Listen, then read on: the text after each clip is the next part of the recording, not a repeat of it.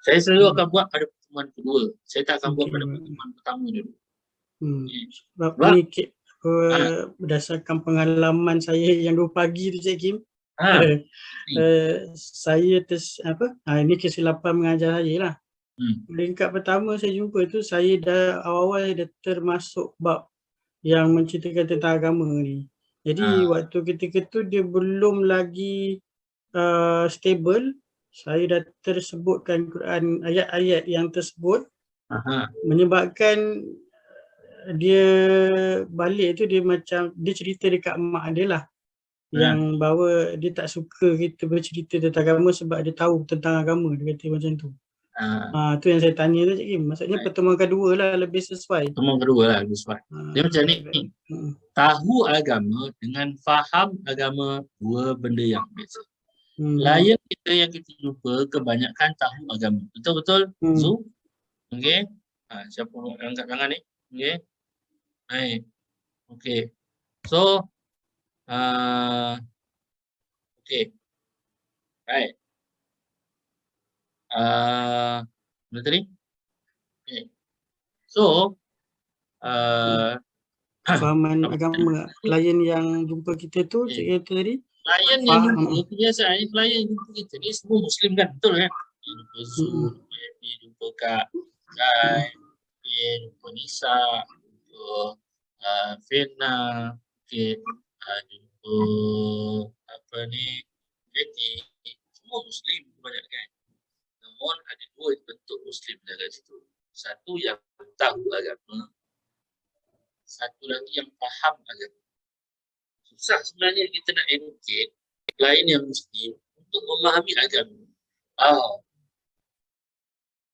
Saya dapat hari tu memang saya tengok aku nak tadabbur ayat ni nanti dulu lah. Sesi kedua tu baru dia terbuka. Sebab kita dah buka otak dia, pintu kunci yang jiwa dia tu yang tak tenang-tenang tu dia dah release, dah okey, barulah buka. Sebenarnya hidup kita ini dia ada dua, keraguan dan nifak. Okey, benda tu memang already dah ada. Cumanya kau nak mengarah kepada situ atau tidak? Gitu. Okey, boleh? Boleh. Tadi macam Kak Feti dia nak angkat tangan ni. Apa? Boleh Cik nak tanya soalan. Silakan Feti.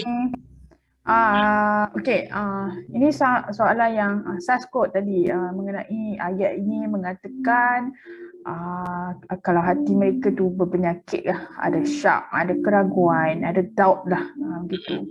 So lama-lama kalau dibiarkan bercambah, menular dalam hati, lama-lama jadi munafik kan. So selain daripada ini penyakit-penyakit yang biasa berada di masyarakat kita sekarang, macam kita tengoklah netizen belum apa-apa dah kecam orang, iri hati, mata tengok tak betul, semua pun menghukum. So saya tak tahulah nak sebut apa tema untuk penyakit ini sekarang, sama ada apa, iri hati moden atau macam mana yang keadaan begitulah. Jadi basically rasa tak senang melihat orang senang, rasa suka melihat orang dalam kesusahan. Satu nikmat bagi mereka. So adakah ia juga termasuk dalam kemunafikan ini, Cik Kim? Baik, soalan yang bagus. Dia begini, penyakit hati ni sangat banyak. Selain daripada keraguan dan nifak, kemunafikan, dalam itu adanya hasad, adanya ujub, adanya riak, macam-macam. Ini disebut sebagai penyakit hati, yang boleh juga disebut di dalam Al-Baqi sebut sebagai penyakit mental. Yang berkait rapat nanti dengan akal. Contoh, kalau hati ini, sebab bagi Al-Baqi, pusat menggerakkan diri seseorang untuk mendapatkan sesuatu yang diinginkan, pusatnya letak di mana? Pusatnya letak di hati.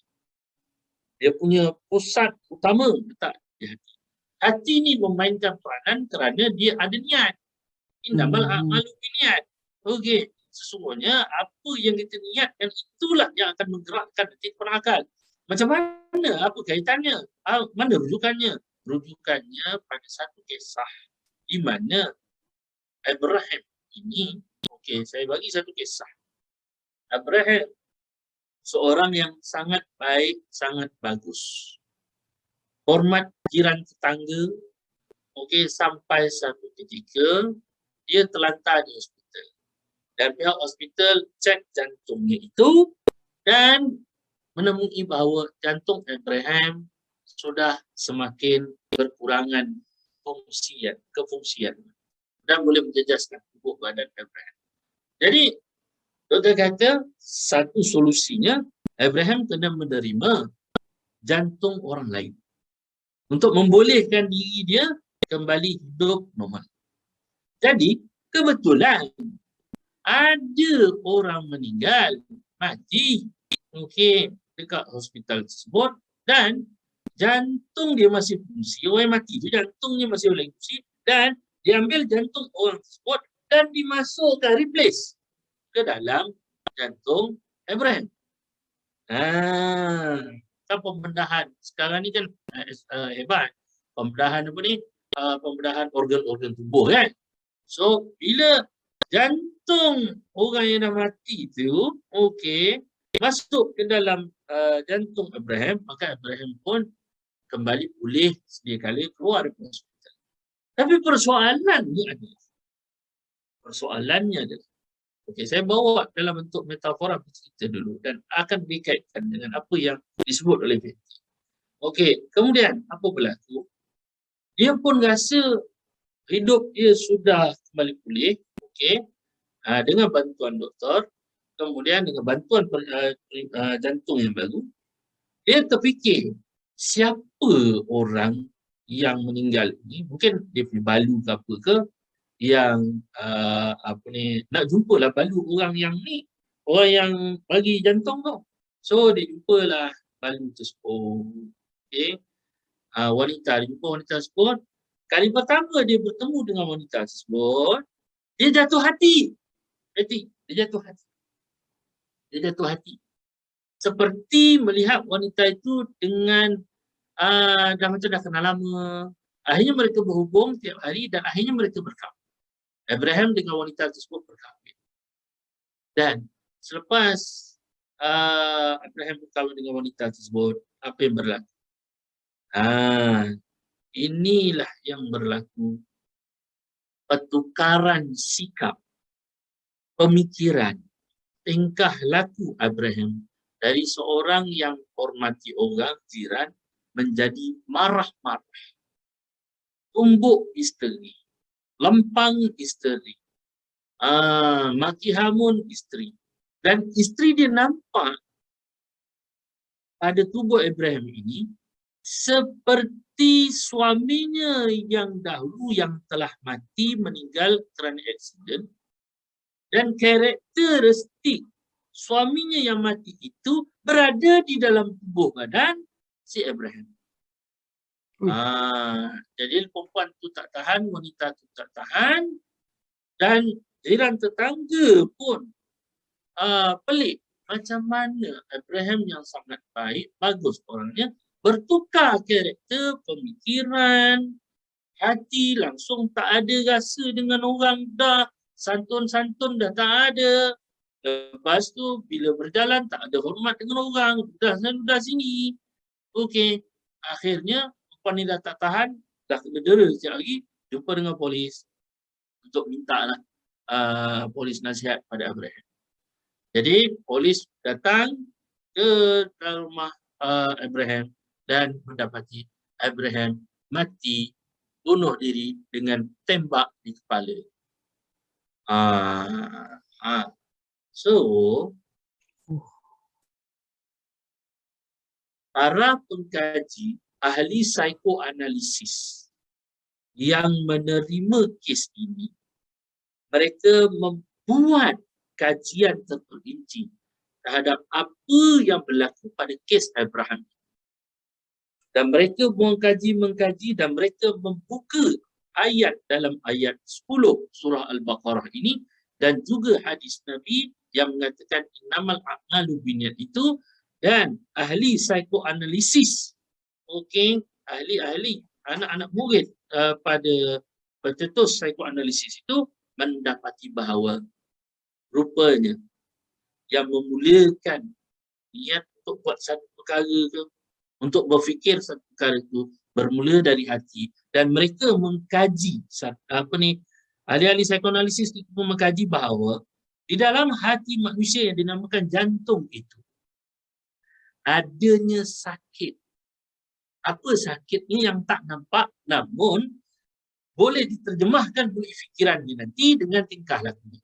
Penyakitnya salah satu, dia orang tulis salah satu berkaitan dengan penyakit dengki, penyakit dendam, penyakit tak puas hati, macam-macam jenis penyakit-penyakit dalam area moden ini yang dikelaskan dan dilihat ianya berada di dalam hati manusia yang disebut sebagai qalb. Ia ini jantung, bukan hati yang organ yang kita faham hati itu, okey. Tapi dia bermula daripada detak jantung. Dan mereka buat kajian lagi Fatty ya. Macam mana? Rupanya dia nampak mereka membuat kajian secara dalam ke dalam jantung ini, ke apa yang bertukar. Rupanya dalam jantung kita ni ada satu saraf, okey, saraf ganglia saya satu saraf ganglia yang mana dia berhubung direct dengan otak. Dan mereka membuat kesimpulan bahawa tepatlah hadis Nabi yang mengatakan sesungguhnya bermula innamal a'malu binniyat, sesungguhnya segala amalan itu bermula daripada niat. Dan yang memulakan proses berfikir, mereka membuat satu kesimpulan terhadap kes Abraham ini. Sebenarnya pasal apa tingkah laku pemikiran Abraham bertukar 360% kerana menerima jantung orang yang tidak baik, karakteristiknya itu.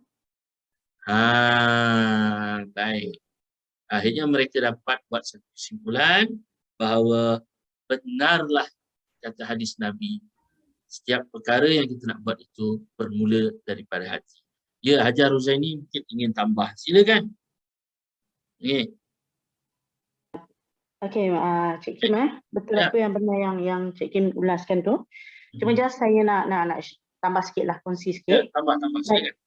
Kalau kita rujuk pada surah Al-Baqarah, ayat yang sebelum ayat 10 pada ayat 7. Bismillahirrahmanirrahim. Khatamallahu ala qulubihim wa ala sam'ihim wa ala absarihim ghishawah wa lahum adzabun azim. Baik, kalau situ kita tengok Allah kata aku kunci hati, pendengaran, penglihatan, lalu ada macam penutup, ghishawah wa lahum adzabun azim, dan aku sediakan azab yang besar. Baik, kalau kat situ nak bagi tahu orang-orang munafik ni, dia dah ada satu benda yang Allah dah kunci. Allah dah tutup. That's why dia sentiasa ragu-ragu, sentiasa keliru, dan Allah buat dia confused. Walaupun benda tu senang faham, straightforward, tapi jadi confused. Kalau orang yang Allah nak bagi, maksudnya kefahaman, sebab kefahaman juga adalah salah satu cabang hidayah. Jadi mudah nak faham, nampak, jelas, and then bila dia sampai ke tahap faham, dia meresap. Once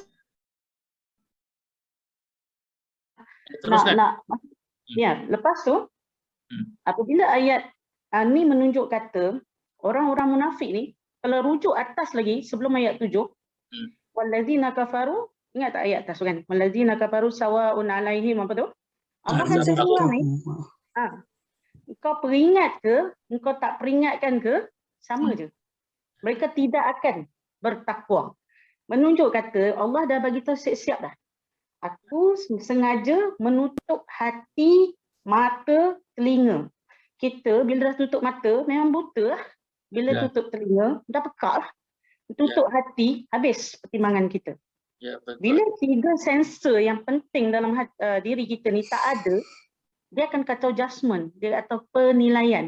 Dia akan kacau kita punya emosi, kita punya judgement macam tadi, pemikiran, emotional, rational, everything. So, dekat situ menunjuk kata hari ni kenapa netizen tadi ada daripada Zoo ke mana? Daripada Fatty. Daripada Fatty, sorry ya. Kenapa netizen tu orang panggil lancang sangat sampai dia tak ada filter. Orang terasa hati ke, melibatkan keaiban ke, as long dia nak bantai je. Okey. Inilah dipanggil penyakit hati. Penyakit hati ni dia ada satu orang panggil hati sihat. Yang kedua berpenyakit. Yang ketiga mati. Okey, sebelum nak sampai ke mati, dia akan sakit dulu. Keparahan dia tu mengikut stage macam kanser lah, tahap 1, tahap 2, tahap 3, tahap 4. Jadi bila dia start bertambahnya tahap sakit itu bertambah dia punya kemunafikan actually. Itulah tahap jika dia tak rawat. Jadi nak merawat dia kena back to Allah, kembali back macam mana nak rawat. That's why dia dalam sorry Cik Kim kalau saya berkata lagi. Okay. Penyakit-penyakit hati ni telah diterangkan secara jelas di dalam kitab Iyamudin. Banyaklah kitab-kitab tasawuf, kitab-kitab yang lebih deep sikit mendalam ni. Kalau bagi orang awam ni dia ada 3 peringkat lah actually agama ni. Syariat ni luar ranah daripada hukum, perintah, amalan, ibadat. Satu lagi hakikat. Hakikat ni perjalanan kita nak membersih diri, nak suci diri, nak buang penyakit-penyakit dengki, iri hati, buruk sangka, tu semua penyakit-penyakit berat tu. Riak, sombong, takabur, ujub diri. Jadi bila kita nak proses, nak pergi kepada bersih, suci ni bukan suci tak buat dosa langsung, suci daripada sifat-sifat buruk ni tadi, hati yang sakit ni tadi, kita kena melalui satu proses dipanggil hakikat perjalanan jiwa. Sebab jiwa ni kita sebut je jiwa, hati, actually kat hati tu ada satu akal. Akal tu bukan letak kat otak, di atas je, akal tu letak kat hati. That's why macam kadang-kadang kita bagi contoh satu mudah lah, kita rasa nak makan. Yang nak ingat nak makan tu bukan akal. Perasaan atau hati kita akan rasa lapar lah. Emosi akan pergi dulu. Bila lapar, akal akan start jalan. Akal yang mana? Hati akan cakap, nak makan kat kedai mamak tu lah. Dan akal akan, masa tu hati tadi, dia niat nak makan mi goreng. Lepas tu dia juga decide nak makan kat kedai mamak. Dan barulah hati akan searching pergi kat mana place kedai mamak yang dia nak pergi. So that's why lah hati yang memandu akal. Kalaulah hati tu sakit, hati tu cakap, aku memang bencilah orang ni dan satu hari aku nak kenakan dia. Maka hati akan searching apa cara-cara tu, bantuan akal. Akal akan planning apa nak jatuhkan dia. So jadi hidup kita hari ni, keputusan kita hari ni adalah bukan akal, hati tu yang decide nak jadi baik atau jahat. Okey, kalau kita tengok tadi ada penutup. Bila ada penutup, itu yang kita kena cari ilmu untuk buka balik risyawah.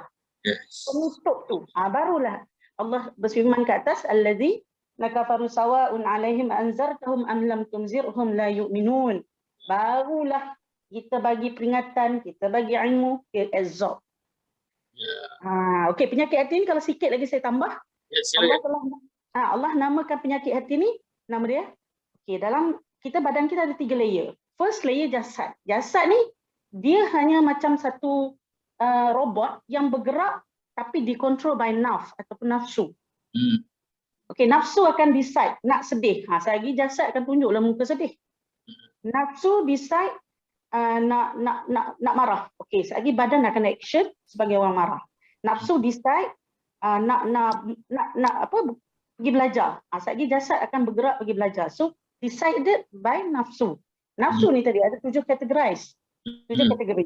So kategori yang paling bawah sekali, yang paling jijik, nafsu yang tapi Allah sediakan, memang Allah anugerahkan 7 nafsu.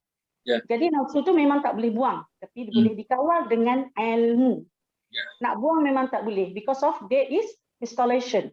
Dia dah masukkan, Allah dah masuk. Cuma Allah masukkan nafsu ni sebab nak kita cari ilmu, didik dia balik, bukan dengar dia tapi didik dia. Okey, nafsu yang paling bawah yang saya sebut tadi ialah nafsu amarah. Mungkin kalau bagi orang awam, amarah ni marah. Tak.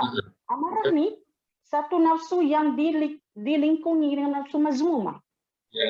dengki, khianat, cemburu, busuk hati, palas, dendam, suka tengok orang jatuh. Dia mempunyai nafsu-nafsu yang sangat jahat. Dan nafsu amarah ni lah ada pada syaitan. Jadi bila mana kita tak menghadapi nafsu ni, dia sudah jadi macam mudah nak sound orang, mudah nak jatuh orang. Macam contoh netizen nak bantai aib ke tak aib ke maruah orang, bantai je. Dia tidak memikirkan perasaan orang lain, dia just fikir apa yang dia nak rasa dan nak puas. Itu nafsu yang saya cakap, amarah ni lah penyakit hati. So benarlah kata Al-Walqi ni, kita sihat because of kita didik nafsu tu. Jika kita mampu naik ke tingkat 2, 3 ke atas lagi sampai peringkat 7, kamaliyah, insya-Allah kita adalah manusia yang paling sabar. Kalau orang buat apa, kita tak boleh nak balas dendam because kita tahu. Dan membalas bukan tugas kita sebab ada Maha Adil, Al-Adil. Al-Adil akan buat. Kita duduk di dunia ni, kita bukan yang kita tak payah buat kerja Tuhan. Buat kerja kita. Allah nak uji kita sabar. Allah nak uji kita suruh buat apa yang sepatut sebagai hamba buat. So, kenapa kita nak kerja Tuhan? Nak pergi balas dendam. Kita nak jatuhkan orang, itu semua kerja-kerja tu. Bila nafsu tadi terdidik. Lebih kuranglah macam tu. Sifat Maha. Benar tak? Nanti kita akan bahas. Dalam Al-Balqi dia ada cerita berkaitan dengan mendidik 5 hawas panca indera. Dan betapa pentingnya panca indera ni. Okey, dididik. Silakan. Tanya sikit je boleh tak, Kim? Boleh, silakan. Saya nak memahami satu ayat yang saya pegang ni, Cik Kim. Adakah ada kaitan dengan apa yang Cik Kim ceritakan dan Ustazah Razani sebut tadi? Ada kaitan dengan ada satu ayat saya ingat ni, may yuridillahu bihi khairan yufaqihu fiddin. Adakah pilihan ayat itu, adakah untuk kefahaman agama ini dia satu pilihan dan bagaimana ataupun bagaimana, Cik Kim? Baik, soalan tu. Okey, saya boleh jawab dan Kak Zai juga boleh bantu. Baik. Allah Ta'ala bagi kita hidup ke atas muka bumi ni ada pilihan, dan setiap pilihan punya keputusan kan. Jadi bila kita membuat pilihan dan keputusan, bahasa mudahnya bila kita membuat pilihan untuk memahami agama, maka kita akan mendapat keputusannya, resultnya pun kita faham agama. Contoh, pasal apa awak buat, pasal apa awak mengendalikan sesi terapi kepada klien? Pasal apa? Satu, atas dasar tahu ilmu tersebut atau atas dasar memahami ilmu tersebut untuk membantu orang? Mana satu? Memahami, Cik Kim. Jadi kalau kita sebagai terapis, bila berdepan dengan isu seseorang atau apa benda yang Tuhan bagi pada kita, okey, kita kena bukan tahu, kita kena memahami. Memahami, merenung. Pasal apa klien ini datang kepada aku? Tak datang kepada orang lain. Dah suruh pergi jumpa psikiatris pun tak nak. Dah jumpa psikologis pun tak nak. Jumpa kaunselor pun dia tak nak. Pasal apa jumpa aku?